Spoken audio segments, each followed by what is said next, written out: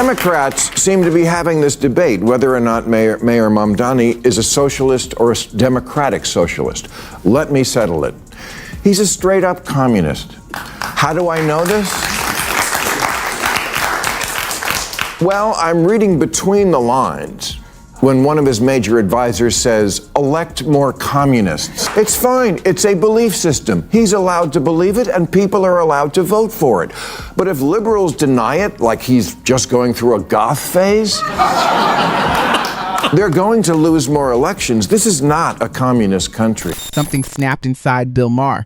Not a rant, not a joke, not one of his usual eye rolls. This was different. This was the moment a lifelong liberal looked into the camera and basically said, my own party has lost its mind. And the internet has not stopped talking about it since. Because what Maher pulled off wasn't commentary. It was a dissection on live television with no anesthesia. And this is the pendulum never lands in the middle problem I'm always about. Really, the choices we get here are either the worst version of crony capitalism or communism, either a side deal for the Trump family every time he does business overseas, or the lady who says, impoverish the white middle class.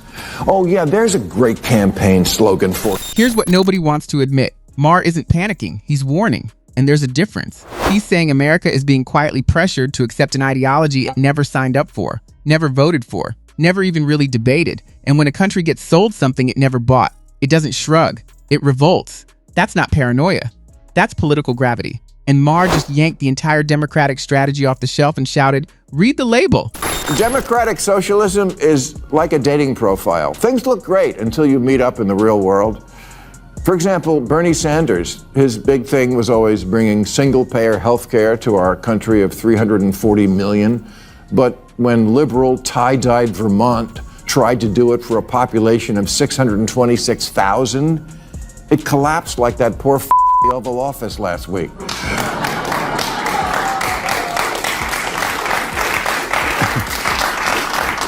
Bernie, AOC, Mamdani are not Democrats. They'll be the first to tell you that. They're democratic socialists, and that's a very different thing, and I don't think people know that. Now here's where it gets spicy. Democratic socialist sounds cozy, right? Like a warm cardigan version of a Democrat. Yeah, no, Maher rips that mask off in real time. It's not a friendlier Democrat. It's not a softer Bernie. It's a completely different operating system with completely different rules. And if the voters don't know that, whose fault is it? Spoiler, it's the party that keeps hiding the ingredients on the box. You can't sneak a full ideology past 330 million people and expect nobody to read the fine print. My question to you, I guess, is the word socialist. I want to get right to this because I want to help your campaign. I want to see you get the nomination. I want to see you do president.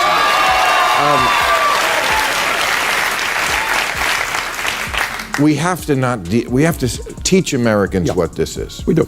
And I don't know if we're doing that yet. And here's the wild part. Maher didn't just wake up woke to this. He's been screaming into the void for years. He watched the Democratic Party wander toward a cliff in slow motion and kept yelling, hey, cliff! Nobody listened. Because in politics, if you can't explain your label in one clean sentence, the other side writes your definition for you. And by then, it's already game over. Your movement is dead before the pitch even begins. Because on every one of the major issues I am talking about, the American people agree.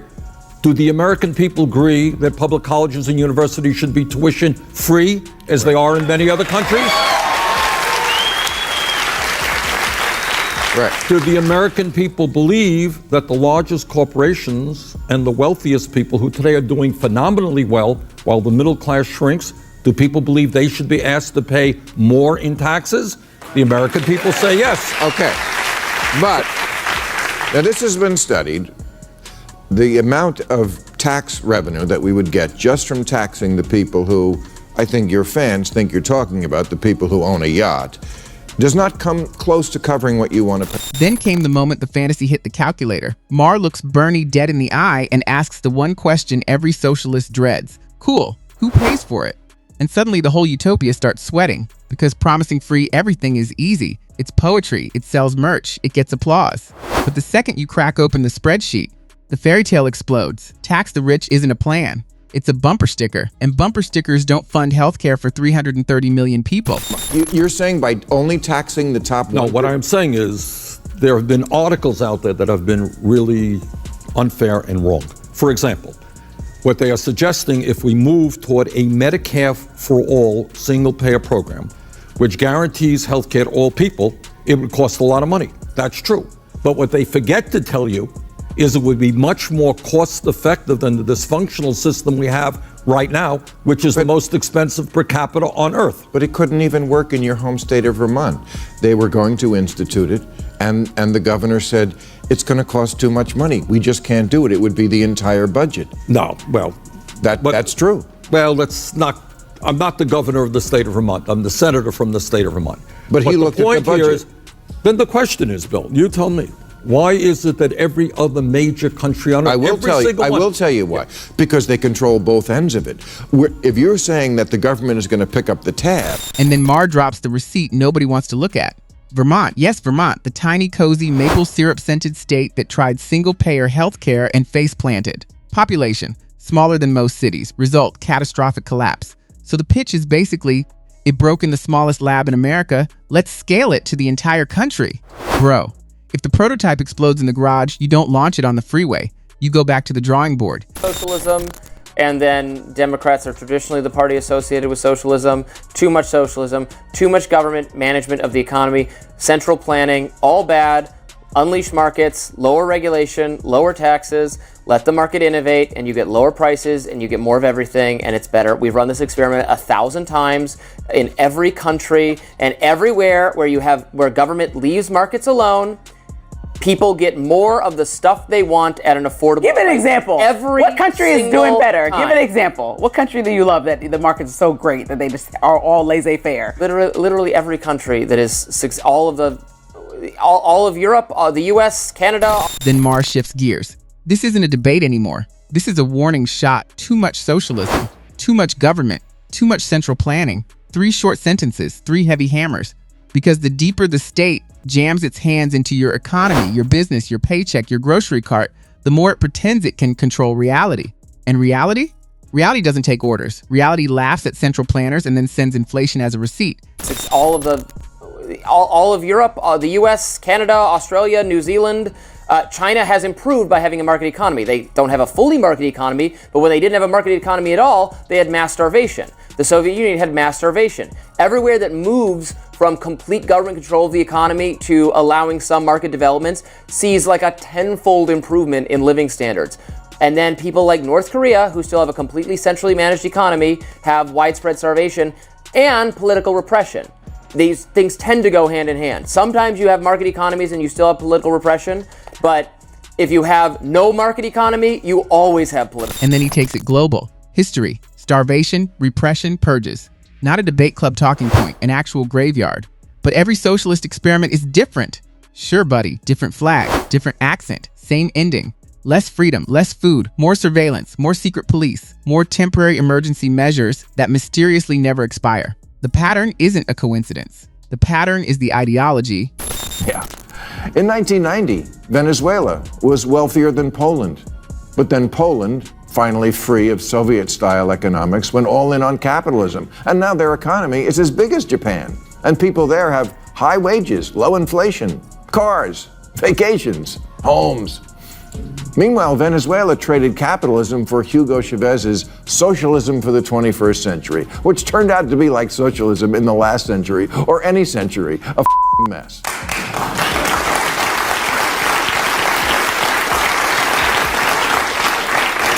It turned one of Latin America's richest countries into one of its poorest. Low wages, high inflation, shortages. And then Maher lands the punch you can't unsee. South Korea versus North Korea, Poland versus Venezuela. Same people, same starting line, wildly different destinies. One side builds skyscrapers, the other rations rice. One side exports culture, tech, K-pop, and BTS. The other exports refugees. So when someone tells you New York can just do socialism better, ask them how, ask them why. Ask them what makes Manhattan magically immune to the exact same gravity that flattened everyone else who tried it. Spoiler, it isn't. Americans pay tax rates comparable to European countries that provide in return universal healthcare, free college education, and amazing infrastructure. New Yorkers get some 300 miles of sidewalk sheds. New York is really a prime example of a problem Democrats seem unwilling to confront: blue cities are out of control, promising more, spending more, delivering less, and pushing off the fiscal problems to some future day. Now zoom in, because the ideology stops being theoretical the moment it hits a city budget. Massive taxes, massive spending, massive slogans on massive banners. And what do the people actually get? Potholes, rats, homelessness, rising crime, failing schools, and a mayor blaming the weather. The government isn't struggling because it doesn't have enough money.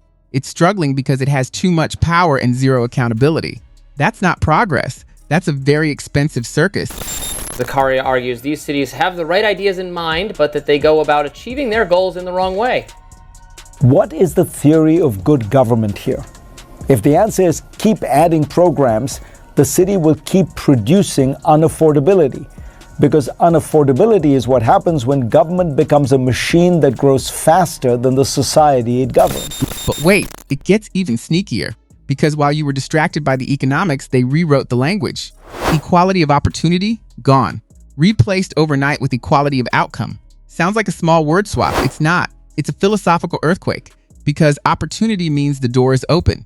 Outcome means someone in an office decides where you end up. That's not fairness, that's supervision. Trying to guarantee equity in outcomes. Okay, that's interesting, because I think this word equity has come into the language in the last few years, and before that we didn't hear it a lot, and I think a lot of people hear equity and they hear equality, that like it's the same word, and it's not the same word in the same concept. So how would you differentiate between equity and equality?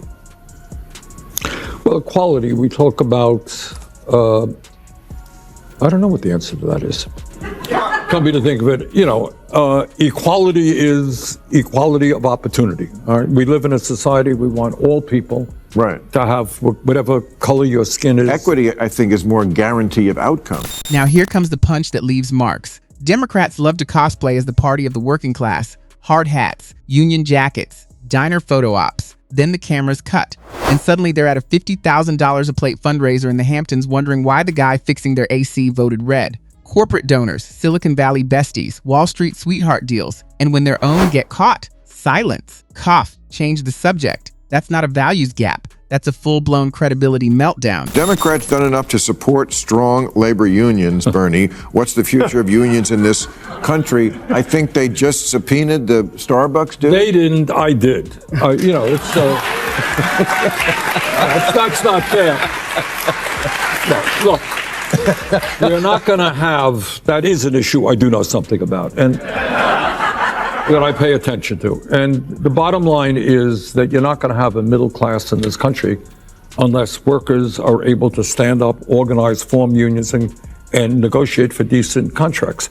And what we're seeing right now is more and more workers wanting to form unions, but you're seeing companies like Starbucks and Amazon and Apple and other large corporations really engaging in illegal union. And guess who's washing the stains out of the messaging? The media, soft interviews, cupcake questions, nodding hosts, zero pushback. An extremist idea walks in the front door. A friendly narrative walks out the back. That's just politics, sure. Except when the same machine keeps polishing the same ideology, it stops being journalism. It becomes a laundry service. Rinse, spin, repeat. And the public keeps getting handed clean lies in a fresh package. The function of healthcare should be to provide quality care to all people, not to make huge profits of the drug companies and insurance companies. But so here is my point. Here is my point. We are spending more per capita on healthcare than any other major country on earth. Our healthcare outcomes are not particularly good. And I believe that healthcare should be a right of all people. And here's the coldest line of the entire night. Maher basically says if Democrats keep marching down this road, they deserve the loss coming for them. Savage? Absolutely. True? Look at the polls. Look at the swing states. Look at how many former Democrats are wandering into independent territory like refugees. Parties don't die because the other side is strong. They die because they get arrogant enough to think voters have no exit door. Newsflash, voters always find the door. What he's doing is like holding landlords to account, and he's getting upset with that people aren't getting taken advantage of in New York City. To account. Yeah, like landlords, like slumlords are taking advantage of people, not fixing things. And he's like, yo, you have like 100 different. But I've explained this to you. You know why they're not fixing things? Okay, no. It's because they have rent control. They can't charge more for the unit, so it doesn't make any financial sense for them to fix things. That's under the policy Mamdani supports, rent control. And then Maher opens the vault, the tax argument. The government already takes a jaw-dropping amount of your money. The top earners carry most of the load. And still the system runs like a bathtub with no drain plug. Where is the money going? Where's the competence? Where's the visible return? Schools crumbling, bridges collapsing, trains stopping, deficit exploding. This isn't redistribution with a purpose. This is a black hole with a spending problem. And they want more? More of what? More failure at premium pricing? I paid to the government, if you add in state tax, local, sales, property, fees, Obamacare, probably almost 60% of what I earn. That's a lot. And I still wouldn't mind if Bernie Sanders would stop saying the rich don't pay taxes. And while I'm sure the super rich with their army of accountants and corporate loopholes get away with murder, us regular rich people pay a shit ton of taxes. And who stands up and gives us a pat on the back? Nobody, that's who. The top 10% pay 72% of all federal income taxes, and the bottom half, 3%. So let's zoom all the way out. This wasn't Maher being edgy. This was Maher pulling the fire alarm on his own party while everyone else was still pretending nothing was burning. The branding? Cracked. The math? Broken. The bureaucracy? Bloated. The messaging? Diluted. The future? Volatile. Because if you keep milking the same taxpayers, insulting the same voters, ignoring the same warnings, and rebranding the same tired ideas, this doesn't end in a comeback, it ends in a wipeout. Socialists talk about socialism like we don't already have a lot. Social Security, unemployment, Medicare, nutritional assistance, Medicaid, Obamacare, disability, housing subsidies. Again, not against it, just the same question. How can you be soaking the rich and failing the poor so badly? How can it be that the federal government alone took in over $5 trillion in taxes last year, and we still need that? Are we really this incompetent and corrupt? Don't answer that. But here's the truth. You're not going to get health care to these people by threatening to tax and eat the rich. You raise billionaires' taxes, they just leave the state. Or they leave the country. Bill Maher didn't just criticize the Democratic Party. He handed them a mirror, and what stared back wasn't pretty. So the real question isn't whether Maher is right. The real question is anyone in Washington brave enough to actually listen? Drop your take in the comments. Smash that like button. Subscribe, because the political earthquake is just getting started.